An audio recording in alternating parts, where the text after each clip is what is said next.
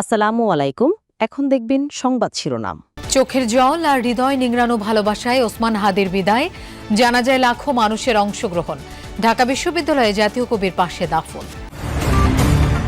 মানিক মিয়ার জনসমুদ্রে বিভেদ ছিল না দলমতে, হত্যাকারীদের গ্রেফতার ও দৃষ্টান্তমূলক সাজা দাবি, মানুষের বুকে থাকবে হাদি, বললেন প্রধান উপদেষ্টা।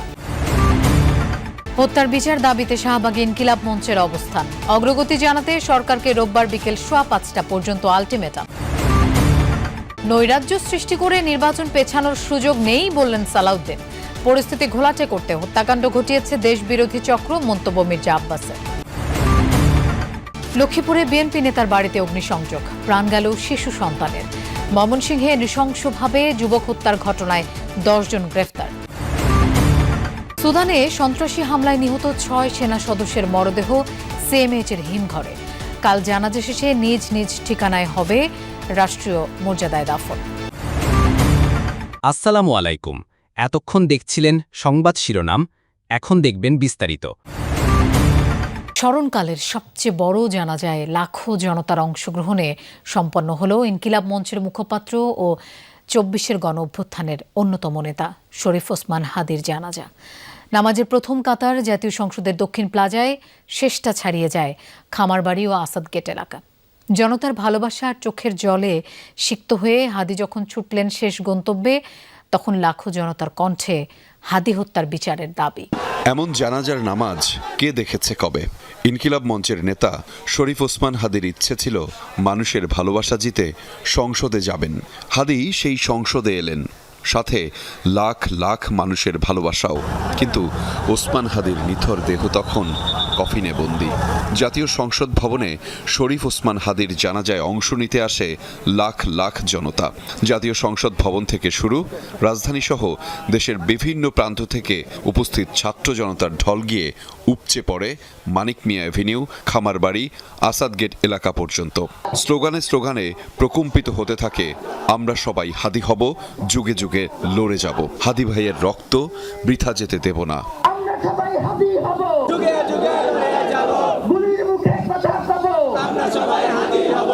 মানুষের ভালোবাসা যে কোনো সীমানা মানে না, তার প্রমাণ সংসদ ভবনের দক্ষিণ প্লাজা। ওসমান হাদির জানাজায় ছিল না তিল ধারণের ঠাঁই। দলমত আর রাজনীতির ঊর্ধ্বে উঠে মানুষের বিপদে পাশে দাঁড়ানো এক অমায়িক প্রাণকে শেষবারের মতো দেখতে আসা মানুষের অঝোর কান্না। পুরো এলাকায় তৈরি হয় শোকাবহ পরিবেশ। একই শুধু একজনের জানাজা, নাকি প্রিয়জনকে হারানোর আর্তনাদে ফেটে পড়া কোনো জনসমুদ্র? সংসদ ভবনের দক্ষিণ প্লাজা ছাড়িয়ে মানুষের ঢল ফার্মগেট, বিজয় সরণি, ধানমন্ডি, শ্যামলী পর্যন্ত। কারো চোখে অঝোর ধারা, কারো স্তব্ধ দৃষ্টি আকাশ পানে। ওসমান হাদির এভাবে চলে যাওয়ায় যেন থমকে গেছে পুরো শহর। রাজনীতি বা মতাদর্শের ঊর্ধ্বে উঠে মানুষ কেবল ভালোবেসেই সমবেত হয় এই প্রাঙ্গণে। আমার মনে হয় কি পুরো নিজের ভাই মারা গেছে, মানে এত আমাদের কষ্ট লাগছে। হাদি ভাই আমাদেরকে শিখিয়েছেন কিভাবে মাথা উঁচু করে বাঁচতে হয়। তার কাছ থেকে অনেক কিছু নেওয়ার ছিল, আমাদের তার কাছ থেকে শিখতে হবে, বা তার যে আদর্শগুলো ছিল সেগুলো আমাদের ধারণ করতে হবে।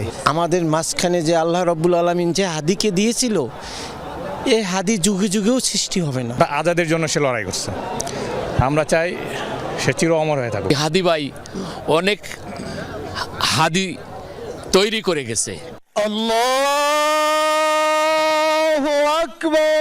ভালোবাসা আর অশ্রুসিক্ত নয়নে বিপ্লবীর বিদায়। ওসমান হাদির জানাজায় অংশ নিয়ে প্রধান উপদেষ্টা বললেন, হাদি থাকবেন মানুষের অন্তর জুড়ে। তার চেতনা বারবার মনে করিয়ে দেবে, এ জাতি মাথা নোয়াবার নয়, চির উন্নত থাকবে এ জাতির শির। জানাজার আগে 24 ঘন্টার মধ্যে খুনিদের গ্রেফতারে সরকারকে আলটিমেটাম দেয় হাদির ইনকিলাব মঞ্চ।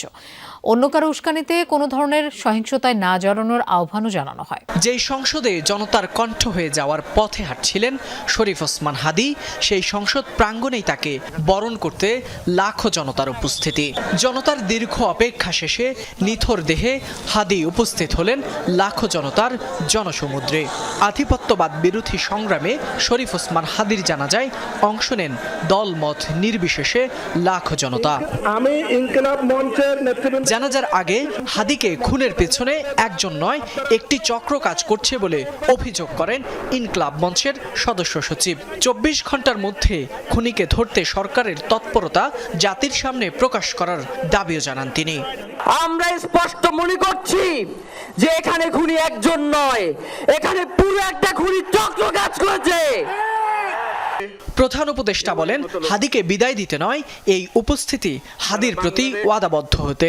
প্রফেসর ইউনুস বলেন, হাদি হারিয়ে যাবে না, তার মন্ত্র নিয়ে এগিয়ে যাবে বাংলাদেশ। আমরা আজকে তোমাকে প্রিয় হাদি বিদায় দিতে আসিনি, আমরা তোমার কাছে আমরা ওয়াদা করতে এসেছি। তুমি যা বলে গেছো সেটা যেন আমরা পূরণ করতে পারি, সেই ওয়াদা করার জন্য আমরা একত্র হয়েছি। তুমি আমাদেরকে এমন এক মন্ত্র কানে দিয়ে গেছো, সেই মন্ত্র বাংলাদেশের কেউ কোনোদিন ভুলতে পারবে না এবং এই মন্ত্র চিরদিন আমাদের কানে বাঁচিয়ে রাখবে। ওসমান হাদির হত্যায় জড়িতদের 24 ঘন্টার মধ্যে গ্রেফতারের আলটিমেটাম দিয়েছে ইনকিলাব মঞ্চ। সংগঠনটির দাবি, হত্যাকাণ্ডে কেবল একজন নয়, আরও অনেকেই জড়িত রয়েছে, আশ্রয়দাতাও। তাদের সবাইকে গ্রেফতার করতে হবে বলে জানান ইনকিলাব মঞ্চের নেতাকর্মীরা। তারা বলেন, কোনো ধরনের সহিংসতা নয়, সহনশীল ও শৃঙ্খলাবদ্ধ রাজনীতির সূচনা করে গেছেন ওসমান হাদি। সেই লক্ষ্য বাস্তবায়নে সবার প্রতি আহ্বান জানান তারা। কবরে শায়িত করা হয়েছে ওসমান হাদির দেহ, কিন্তু তার স্মৃতি, পরিবার, বক্তব্যের শ্রোতা আর বিপ্লবী স্লোগানের সবটাই রয়ে গেছে মানুষের হৃদয়ে। তাই হয়তো দুপুরের জানাজার পরও নাওয়া খাওয়া বাদ দিয়ে শাহবাগে জড়ো হন সবাই।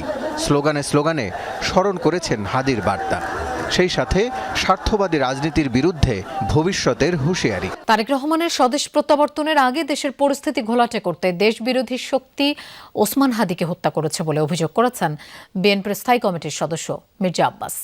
অভিযোগ করেন, সরকার বিএনপির সহযোগিতার প্রস্তাব ফিরিয়ে দিয়ে অপশক্তির সাথে হাত মিলিয়ে এখন দেশ ধ্বংসের চক্রান্তে লিপ্ত। আর সালাউদ্দিন আহমেদ বলেছেন, নৈরাজ্য করে নির্বাচন পেছানোর কোনো সুযোগ নেই।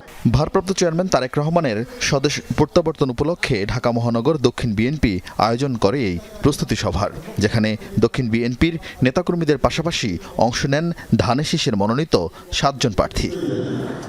এ সময় নেতাকর্মীদের শৃঙ্খলার সাথে 300 ফিট সড়কে অংশ নেয়ার নির্দেশনা দেওয়া হয়। বলা হয়, পরিস্থিতি ঘোলাটে হয় এমন সব ঘটনা রুখে দেওয়ার। জানিয়ে দেওয়া হয় তারেক রহমানের এয়ারপোর্ট থেকে বাসায় ফেরার রুট। লক্ষ্মীপুরে এক ইউনিয়ন বিএনপি নেতার বসতঘরের দরজায় তালা দিয়ে আগুন দেওয়ার অভিযোগ উঠেছে। এতে পুড়ে গেছে এক শিশু সন্তানের প্রাণ।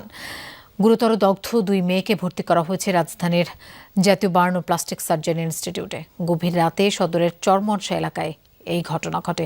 কে বা কারা কি কারণে অগ্নিসংযোগ করেছে সে সম্পর্কে নিশ্চিত নন স্বজনরা। বিষয়টি তদন্ত করে দেখছে পুলিশ। সুদানের আবেই অঞ্চলে জাতিসংঘ শান্তিরক্ষা মিশনের দায়িত্ব পালনকালে সন্ত্রাসীদের হামলায় নিহত বাংলাদেশ সেনাবাহিনীর 6 বীর সদস্যের মরদেহ ঢাকায় পৌঁছেছে। লাল সবুজের পতাকায় মোড়ানো 6 কফিন সকাল 11:04 শাহজালাল আন্তর্জাতিক বিমানবন্দরে পৌঁছায়। পরে কফিনগুলো নিয়ে যাওয়া হয় সম্মিলিত সামরিক হাসপাতালে। ঢাকা সেনানিবাসের কেন্দ্রীয় মসজিদে রোববার জানাজা শেষে নিজ নিজ ঠিকানায় রাষ্ট্রীয় মর্যাদায় দাফন করা হবে এই বীর সন্তানদের।